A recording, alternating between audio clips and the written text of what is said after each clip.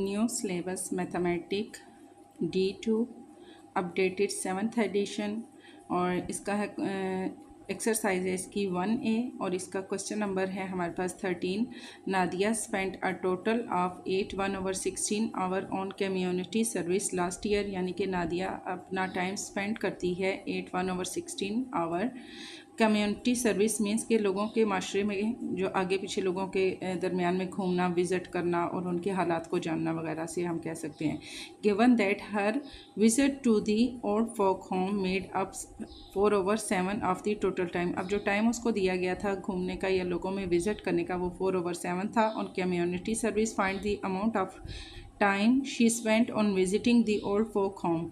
तो अब हमने क्या करना है, हमने टाइम फाइंड करना है कि उसने तकरीबन दोनों को मिलाकर कितना टाइम जो है उसने वो इस विजिटिंग टाइम में अपना जो सर्व किया है या जो उसने सर्विस की है वो कितना उसका जो टोटल टाइम है वो हमारे पास बनता है। ठीक है, क्वेश्चन मैंने लिख लिया है। हमने हमारे पास क्या है, फर्स्ट ऑफ ऑल हमने क्या करना है, टोटल टाइम हमने इसकी स्टेटमेंट लेनी है। स्टेटमेंट बनाने के लिए हम क्या लिखेंगे, सोल्यूशन जब हम इसका लेंगे हमने लिखना है टोटल टाइम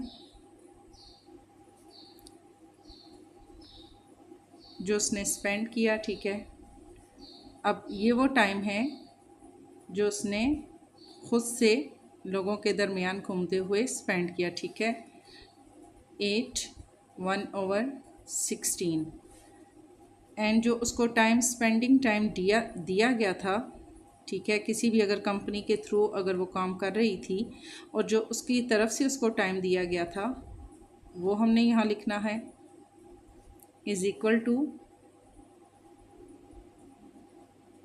4/7।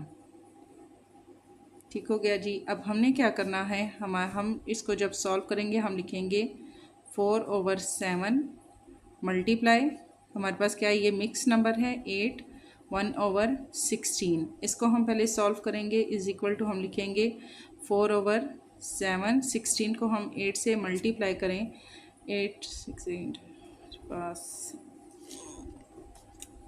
अगर हम 16 को मल्टीप्लाई करते हैं 8 से तो हमारे पास आता है 128। 128 में 1 प्लस करें तो हमारे पास आता है 129/16। मिड में मल्टीप्लाई का साइन है, मल्टीप्लाई का साइन हम लगाएंगे। ठीक है जी, और ये चीज़ आपने याद रखनी है, जहाँ पर हमारे पास मल्टीप्लाई का साइन आता है वो हमने क्या करना है, हम इसको इससे मल्टीप्लाई करेंगे और इसको हम इससे मल्टीप्लाई करेंगे। ठीक है, 129 को हम 4 से मल्टीप्लाई करते हैं, 129 मल्टीप्लाई 4 इज़ इक्वल टू 516 हमारे पास आता है। एंड अगर हम 16 को 7 से मल्टीप्लाई करते हैं हमारे पास आता है 1 1 एंड 2। ठीक हो गया। अब हमने क्या करना है, अगर ये हमारे पास किसी नंबर पे क्रॉस हो रहे हैं तो हम इसको क्रॉस करेंगे, जहाँ प्लस या माइनस आता है वहाँ हमने इस तरीके से उनको सॉल्व करना होता है। ठीक है, बट जहाँ मल्टीप्लाई आता है हमारे पास वहाँ हमने इस तरीके से इसको सॉल्व करना होता है। ये चीज़ आपने अपने माइंड में रखनी है।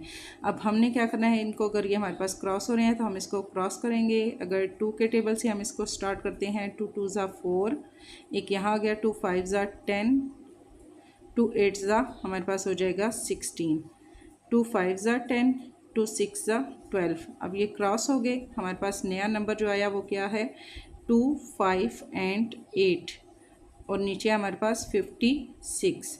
मज़ीद अगर ये क्रॉस होते हैं तो हम इसको मज़ीद क्रॉस करेंगे, जैसे कि हमारे पास है 2 1 ज़ा 2, 2 2 ज़ा 4, एक यहाँ पे आ जाता है 18 हो जाता है, 2 9 ज़ा 18, ये भी हमारे पास क्रॉस हो गया, 2 2 ज़ा 4, 1 यहाँ पे आता है 16 हो गया, 2 8 ज़ा 16। नया नंबर हमारे पास जो आया है 129/28। ठीक हो गया जी। अब ये हमारे पास किसी नंबर पे क्रॉस हो रहा है, 3 के टेबल पे ये जाते हैं, बट 3 के टेबल पे हमारे पास यहाँ आता है 27। ठीक है, मज़ीद ही हमारे पास क्रॉस नहीं हो रहे, हम क्या करेंगे, हम इनको डिवाइड कर लेंगे। 129 को हम रखेंगे अंदर एंड 28 को रखेंगे बाहर। 28 को अगर हम मल्टीप्लाई करते हैं 3 से 84 हमारे पास आता है। 28 को अगर हम मल्टीप्लाई करें 3 से तो 84 हमारे पास आ जाता है, जबकि हमें चाहिए यहाँ पर कितना 129 है हमारे पास। 28 को अगर हम मल्टीप्लाई करते हैं 6 से 168 ये हमारे पास बड़ा आ जाता है। 28 को हम 4 से अगर मल्टीप्लाई करें तो हमारे पास आता है 112। ठीक है, 112, 9 में से 2 माइनस किए 7 8 9 7 हमारे पास आ गया, 2 में से 1 गया तो हमारे पास आ जाएगा 1। तो हमारे पास इसका आंसर आएगा, ठीक है जी, हमारे पास है 4 हमारे पास आ गया यहाँ। फिर आ गया हमारे पास पूरा जिस पे डिवाइड हुआ 28, ये हमारे पास आ गया यहाँ, एंड 17 रिमेनिंग हमारे पास आ जाएगा ऊपर। हमारे पास इसका आंसर आएगा 417/28। ठीक हो गया जी। क्वेश्चन नंबर हमारे पास ये था 13 एंड क्वेश्चन नंबर 14 है हमारे पास। बहुत ही सिंपल सा क्वेश्चन है। यहाँ क्या है, find the absolute value of the following number. अब जो नंबर दिए गए हैं इनकी हमने एब्सोल्यूट वैल्यू फाइंड करनी है। वैल्यू हमारे पास क्या होती है, जो प्लस या माइनस के इनके साथ साइन होते हैं वो इनकी हमारे पास होती है वैल्यू। और ये जो हमारे पास लाइन है इसको हम कहते हैं डिटर्मिनेंट लेना। ठीक है, ये डिटर्मिनेंट की लाइन होती है माइनस, एंड अंदर है हमारे पास ब्रैकेट के अंदर -9। डिटर्मिनेंट हम जब लेते हैं किसी भी नंबर का, ये हमारे पास क्वेश्चन नंबर 14 का हमारे पास ए पार्ट है।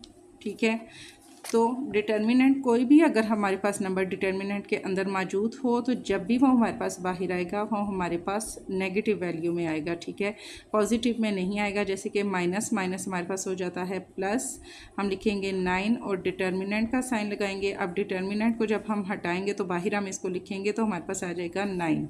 ठीक है, हो गया। अगर अंदर हमारे पास इक्वेशंस जो है प्लस में है तो बाहर आके भी वो प्लस में ही होगी, उसका साइन चेंज नहीं होगा, क्योंकि कोई भी नंबर डिटर्मिनेंट से बाहर जब आता है तो वो हमारे पास प्लस में आता है। फिर अगर हम इसका बी पार्ट ले लेते हैं, बी पार्ट में हमारे पास है 6 - 3। ठीक हो गया जी। अब यहाँ ये डिटर्मिनेंट था। ठीक है, ये ब्रैकेटिंग है, डिटर्मिनेंट है। 6 में से हमने 3 को माइनस किया तो हमारे पास आ जाएगा 3, और जब हम इसको डिटर्मिनेंट से बाहर लेकर आएंगे तो हमारे पास जस्ट लिखा हुआ आएगा 3। ठीक हो गया जी। सारे क्वेश्चन इसी तरीके से आपने सॉल्व कर लेने हैं। माइनस माइनस हमारे पास प्लस हो जाएगा। अब यहाँ हमारे पास क्या है, -7 है क्वेश्चन नंबर सी पार्ट जो है। ठीक है, अब इसके साथ हमारे पास क्या है, माइनस माइनस माइनस प्लस हो जाता है, दोनों को हम प्लस करेंगे और हम इसको बाहर लिख देंगे। बट हमने डिटर्मिनेंट से बाहर, डिटर्मिनेंट के अंदर अगर ये होगा तो हम -7 लिखेंगे, बट अगर हम डिटर्मिनेंट से बाहर जब इसको लेके आएंगे, ये लाइन्स हम डिटर्मिनेंट की ख़त्म करेंगे तो हम जस्ट 7 लिखेंगे, इसको प्लस में लिखेंगे।